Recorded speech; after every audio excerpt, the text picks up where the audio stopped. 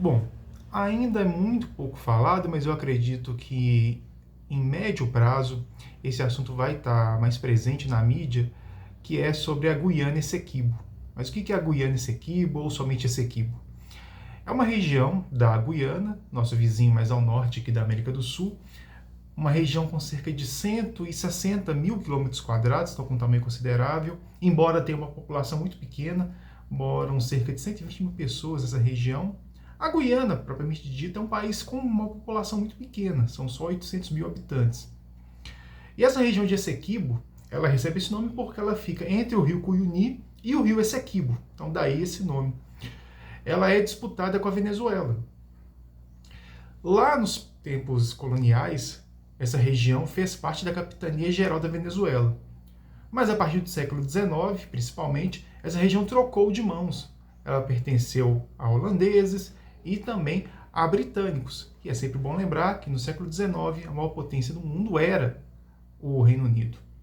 E quando a Venezuela se tornou independente, ela passou a pleitear esse território com a alegação de que, em tempos coloniais, era uma região originalmente da capitania da Venezuela. Logo, a Venezuela tendo se tornado um país soberano e independente, nada mais justo que essa região voltasse a fazer parte do território, né, da agora nação venezuelana. É até interessante também destacar que tem uma partezinha de Roraima que também, seguindo essa lógica, pertenceria à Venezuela. Mas não vamos, pelo menos por enquanto, não vamos abordar isso aqui nesse vídeo, não.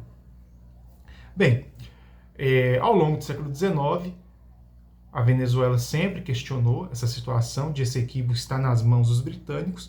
E aí, em 1899, aconteceu em Paris um laudo arbitral que a intenção era colocar, né, fim a essa disputa de forma diplomática.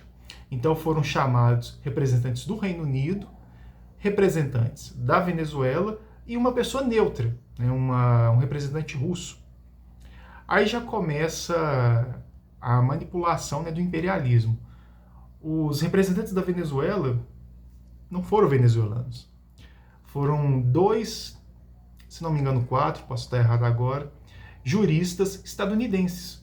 Ou seja, a Venezuela não foi representada por venezuelanos, mas sim por estadunidenses. Os Estados Unidos, no final do século XIX, ainda não eram a grande potência mundial, mas era uma potência em ascensão e era o país mais influente aqui da América naquele período.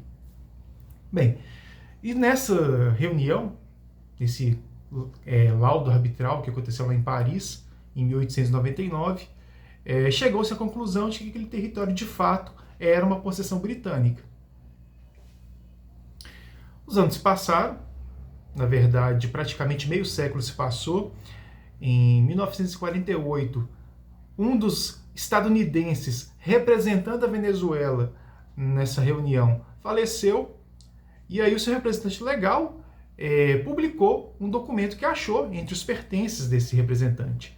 E nesse documento ficava evidente que, na verdade, aquilo tinha sido uma armação para prejudicar a Venezuela. Então, baseado nessa descoberta que ocorreu em 1948, o governo venezuelano voltou a exigir a região de Essequibo.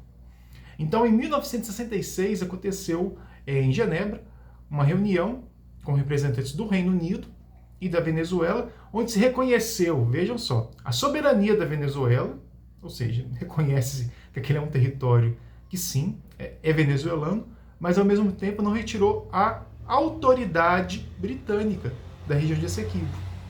E logo depois dessa reunião, logo depois mesmo dessa reunião, a Guiana deixou de ser uma colônia britânica e se tornou um país independente.